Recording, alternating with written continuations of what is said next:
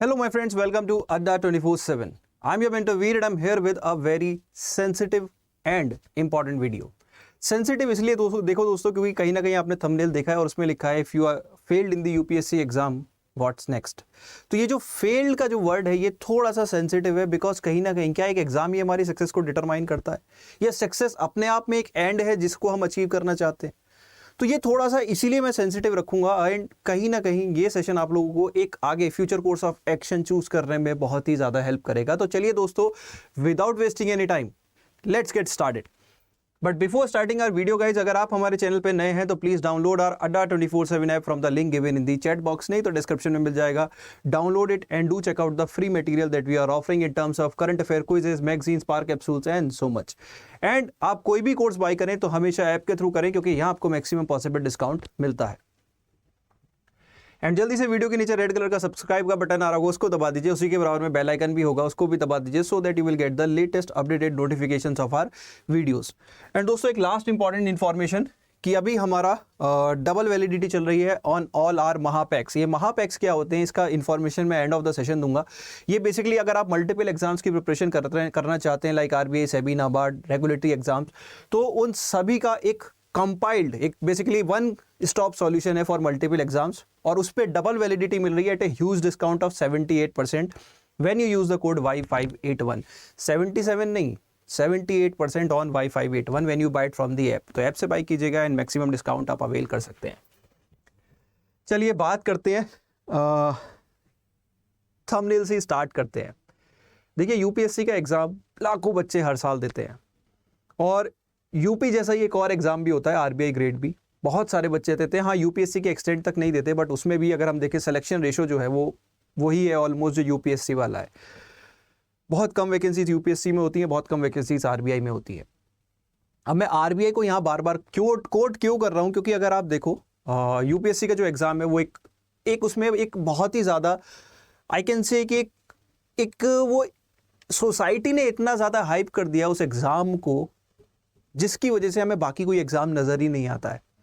Reason being आप देखो, हम अगर डे टू डे बेसिस पे किससे इंटरेक्ट करते हैं, हम एक मे बी हमें जब जरूरत पड़ती है कोई एडमिनिस्ट्रेशन का कुछ काम है तो सबसे ऊपर जो एक डिस्ट्रिक्ट लेवल पे हमें सोर्स नजर आती है वो नजर आती है डीएम से बड़ा कुछ नहीं होता, जबकि एक डीएम आईएएस लेवल पे सबसे छोटी पोस्ट है। तो एक कॉमन मैन के लिए डीएम बहुत इंपॉर्टेंट हो जाता है। सिमिलरली पुलिस में आईपीएस बहुत इंपॉर्टेंट हो जाता है। अगर मेरा एक पर्सनल ओपिनियन आप यहाँ पे देखेंगे, अगर मैं सिर्फ आईएएस और आईएफएस ये दो पोस्ट हटा दूं तो आईपीएस एक बड़ी मेरे पर्सनल ओपिनियन में, किसी के ऊपर ये ओपिनियन इम्पोज नहीं करूंगा बट मेरे पर्सनल ओपिनियन में काफ़ी हेक्टिक और बहुत ही टेंशन देने वाली जॉब है अगर मैं सीरियसली बोलूं। और उसके बाद अगर हम बाकी जॉब्स यूपीएससी की कंपेयर करें किसी भी प्रोफाइल में तो कहीं ना कहीं आरबीआई जो है वो एक better growth opportunity, better pay perks और better work life balance offer करता है compare to any other government services offered in the UPSC. Trust me, आप चेकआउट कर सकते हैं, खुद ही कंपेयर कर लीजिएगा। सैलरी वगैरह की मैं बात नहीं करूंगा क्योंकि salary even RBI grade B की even better than UPSC IAS वगैरह से भी बेटर होती है। जी हाँ, do check it out. But that is not our discussion. हम दोनों आरबीआई और यूपीएससी के बीच में कंपेरिजन नहीं करना चाहते। हम कंपेरिजन करना चाहते हैं कि अगर आपका प्री नहीं हुआ तो फिर अब हम क्या करें, what should be our next course of action. क्योंकि हम कई बार जब कोई एग्जाम क्वालिफाई नहीं होता तो सबसे पहले हमारे ऊपर सेल्फ डाउट आता है, यार मैं 15,000 या 14,000 बच्चों में भी नहीं आया तो क्या मैं इस एग्जाम को क्वालिफाई कर सकता हूँ। आई have scene so many students, मेरे भी बहुत सारे सीनियर और इवन कलीग्स रहे हैं जो नहीं निकला पहली बार, दूसरी बार प्री भी नहीं हुआ, तीसरी बार नहीं हुआ, चौथी बार जाके डायरेक्टली एग्जाम हो गया। इवन इस साल एक आई थिंक फीमेल कैंडिडेट हैं जो इस साल सेलेक्ट हुई हैं, उनका भी सेम केस था कि 3 साल तक शायद प्री निकला, चौथे साल प्री निकलते ही उनका फाइनल सिलेक्शन हो गया। तो ये जो एक होप है ना, ये कहीं ना कहीं हमें इस साइकिल में रखे रहती है कि यार यूपीएससी एक साल नहीं, दूसरा अटैम्प्ट नहीं, तीसरा अटैम्प्ट। पर इसमें क्या होता है, हम बहुत सारी गोल्डन अपॉर्चुनिटीज़ जो कि हमें कहीं ना कहीं एक बेहतर कैरियर अपॉर्चुनिटी, बेहतर पे पर्क्स और बेहतर लाइफ दे सकती थी, वो हम मिस कर देते हैं। और इस वीडियो में मैं कहीं ना कहीं आपको वो ही सब शो करने की कोशिश करूंगा। बट उससे पहले एक कोट जरूर दिखाऊंगा दोस्तों, क्योंकि कहीं ना कहीं जब हम ये वर्ड सुन लेते हैं ना फेल, तो इससे हम अपने आप को जज करने लगते हैं। तो प्लीज डोंट बी जजमेंटल, क्योंकि success is not final, failure is not fatal, it is the courage to continue that counts. Winston Churchill का ये बहुत ही फेमस कोट है। और कहीं ना कहीं मैं यही कहूँगा कि अगर आपका हो भी जाता है यूपीएससी तो आपकी लाइफ बहुत कुछ नहीं बदलने वाली। हाँ, आपको लगता है कि यार मेरा मतलब सीरियसली बोलो कि जो ग्लैमर है ना हमें वो नज़र आता है कि मेरे इंटरव्यू होंगे, दुनिया मेरे को जानेगी, बट वो इवन अगर आप देखो अदर प्रोफाइल्स में भी ऐसा होता है। आप कोई भी अगर आप आरबीआई का एग्जाम क्रैक करते हो तो उसमें भी आपको सेम ग्लैमर ही मिलने वाला है, थोड़ा सा कम compare to IAS IPS. I totally agree with that, ठीक है। बट आरबीआई जो लाइफ दे सकता है वो ना आईपीएस आपको दे सकता, ना आईआरएस। आईएएस में भी कैरियर प्रोफाइल में शायद दे दे, ठीक है। तो चलिए, तो मैं आपको बताने वाला था कि आगे आप क्या कर सकते हैं, ठीक है। तो सबसे पहले जब हम आरबीआई के बारे में बात कर रहे हैं, देखो दोस्तों, तो आरबीआई का जो आपका एग्जाम है वो आपका 9 जुलाई को है प्री। और अभी एक गोल्डन अपॉर्चुनिटी ये मिलती है कि अगर आपने आरबीआई का फॉर्म फिल नहीं किया था तो 16 जून तक डेट एक्सटेंड हो गई है, आप फॉर्म फिल कर सकते हैं। तो please do fill, this is a golden opportunity, you do not want to let it go. अभी मैं आरबीआई के बारे में बात करूंगा। दूसरा इसका मेंस है 30 जुलाई। तो आपके पास अभी 45 डेज के आसपास है इस एग्जाम को क्रैक करने के लिए। और एक चीज मैं यहाँ पे जरूर बोलूंगा, आपका ईएसआई जो आरबीआई का पैटर्न है उसमें मेजर चंक मतलब यूपीएससी एस्पिरेंट्स को कहीं ना कहीं एक एडवांटेज जरूर रहता है, क्योंकि ईएसआई का पेपर ऑलमोस्ट उनका तैयार रहता है, फाइनेंस का एक मेजर पोर्शन तैयार रहता है, नहीं रहता तो मैनेजमेंट। बट उनकी डिस्क्रिप्टिव राइटिंग की हैबिट होती है जिसकी वजह से वो मैनेजमेंट ईजिली बहुत ही शॉर्ट टाइम फ्रेम में 10 से 15 दिन के अंदर कवर कर सकते हैं। थोड़ा सा फेज 1 के बीच में अगर आप क्वांट रीजनिंग इंग्लिश में अच्छे हैं, आपका सीसेट अच्छा है, तो definitely you have an edge. Moreover current affairs में आप टच में रहते हैं, यहाँ पे थोड़ा सा फैक्चुअल हैबिट आपको डेवलप करनी पड़ेगी, जो कि आप आई कैन से कि अभी अगर आप स्टार्ट करेंगे तो आपके पास एक अपॉर्चुनिटी है कि आप कहीं ना कहीं करंट अफेयर अच्छे से कर ले जाएंगे। तो आपके पास चांस बहुत अच्छा है, लेकिन आप जितना ज़्यादा मिस करोगे तो ये एक गोल्डन अपॉर्चुनिटी जो आपको बार बार नहीं मिलने वाली, ट्रस्ट मी। देन ये तो हो गया आरबीआई के रिगार्डिंग दोस्तों। लेकिन कई बार क्या हो जाता है, हम जब नीचे गिरते हैं तो हमें उठने में टाइम लग जाता है, तो maybe we can miss the deadline of RBI. हो सकता है यार, कई बार नहीं होता, नहीं मन करता दोबारा पढ़ने का, क्योंकि जब हमने पूरे साल इतनी मेहनत की है, बहुत मेहनत लगती है यार यूपीएससी में, आई नो, उससे हाफ मेहनत में आपका आरबीआई बड़े आराम से निकल सकता है, ट्रस्ट मी, सही बता रहा हूँ, लिटरली बता रहा हूँ। बट जब हम मेहनत करते हैं और वो रिजल्ट हमको नहीं मिल पाता तो एक खुद से थोड़ा सा एक अपसेट रहता है मूड, और वो हम बाउंस बैक नहीं कर पाते। तो आरबीआई के लिए बाउंस बैक करने के लिए आपके पास बहुत ज़्यादा टाइम नहीं है, या तो अभी उठ खड़े हो और तैयारी शुरू कर दो, या फिर अगर आप लेट करोगे तो यहाँ भी चांसेस कम हो जाएंगे। तो what could be your next opportunity जिसे आप देख सकते हो, तो वो है दोस्तों आपका नाबार्ड। नाबार्ड एक बहुत ही अच्छा इंस्टीट्यूशन है दैट वर्क्स इन दी, आप लोग तो जानते हैं यार, आप यूपीएससी की तैयारी कर रहे होंगे, तो नाबार्ड में ग्रेड ए लेवल की अपॉर्चुनिटी इन फ्यूचर बहुत ही जल्दी, मे बी जुलाई में देखने को मिल जाए। तो वो एक अपॉर्चुनिटी है जो फ्यूचर में आ सकती है, बहुत ही अच्छा कैरियर अपॉर्चुनिटी देती है। हाँ, कंपेयर टू आरबीआई पे पक्ष तो वही है, लेकिन ये ग्रेड है, वो ग्रेड भी मैनेजरियल लेवल है, ठीक है। तो एक नाबार्ड हो सकता है। देन एक और जो बहुत ही अच्छी कैरियर अपॉर्चुनिटी हो सकती है इन द फ्यूचर, वो है सेबी ग्रेड ए।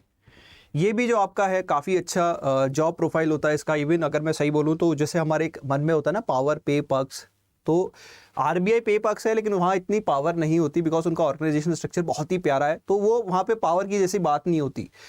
हाँ, बैंकिंग सेक्टर का रेगुलेटर है, तो बैंकिंग में यू कैन से कि जो आरबीआई के ग्रेड बी मैनेजर्स होते हैं they are the bureaucrats, but SEBI में कहीं ना कहीं थोड़ी पावर होती है, ठीक है।